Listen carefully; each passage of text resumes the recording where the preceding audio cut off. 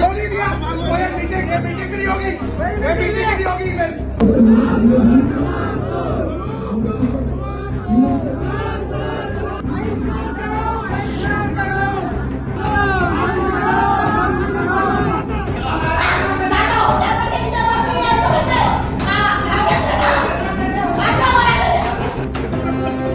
देखो तरीका हो जाएगा।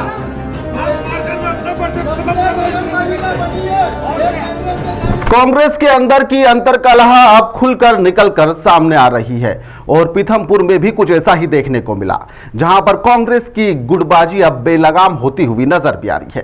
धार जिले का पीथमपुर, जहां पर कांग्रेस की बैठक में उस समय सियासी अखाड़ा वह बनता हुआ नजर आया जब पार्टी की सह प्रभारी उषा नायडू के सामने ही यहां पर बगावत फूट पड़ी। मंच पर लगे हुए बैनर और पोस्टर फाड़ दिए गए, वरिष्ठ नेताओं की तस्वीरों तो यहां पर पैरों से कुचला गया।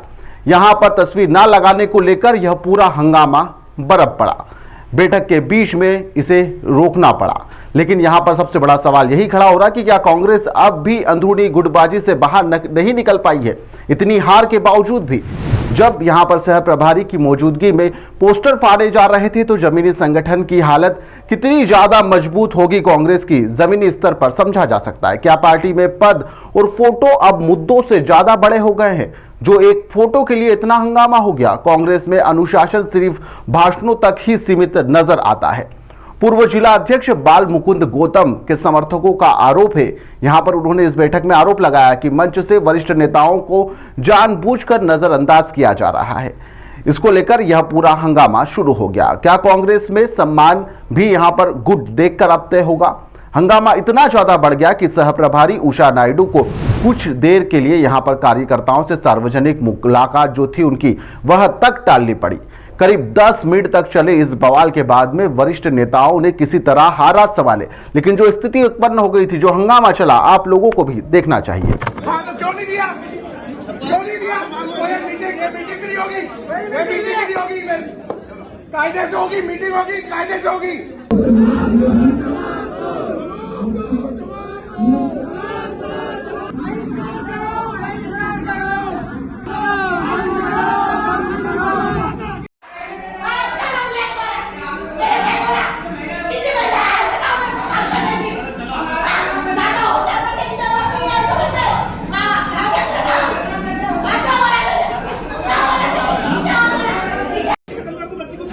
देखो तरीका हो जाएगा।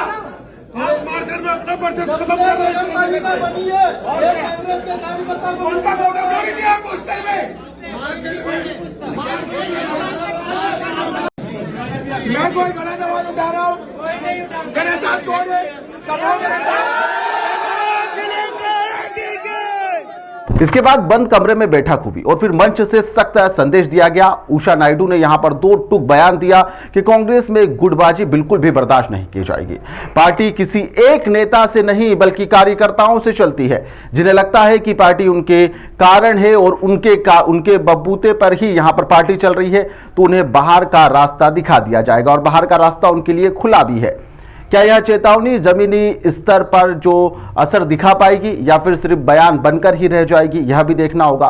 क्या कांग्रेस नेतृत्व अब सच में यहां पर सख्त कार्रवाई करेगा इस मामले में, या फिर बैठक यूं ही रणभूमि आने वाले समय में भी बनती रहेगी। फिलहाल यह जो हंगामा हुआ, इसको लेकर अब बीजेपी जो है वह भी चुटकी ले रही है। बीजेपी ने कहा कि यह तो इनका चाल चरित्र चेहरा ही है, इस तरह गुटबाजी इनमें पहले भी रही है, यह कोई नई बात नहीं है।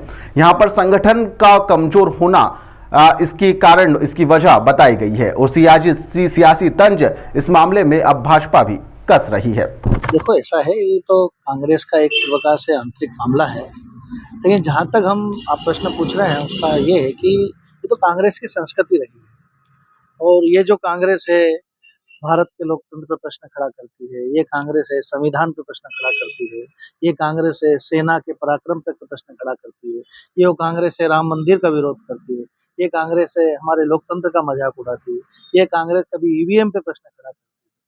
तो डूबता हुआ जहाज है कांग्रेस, तो जैसे कैसे जहाज डूबता है और लोग कूद कूद के भागते हैं, ऐसे ही कांग्रेस में भी ये परिस्थिति बन रही है और जूते में दाल बट रही है। कुल मिला के इस प्रकार की स्थिति बन रही है। तो कांग्रेस का जैसे रहता है ना, कोई दीपक जलता है और बूझने की पहले फड़फड़ाता है, तो ये फड़फड़ाहट चल रही है।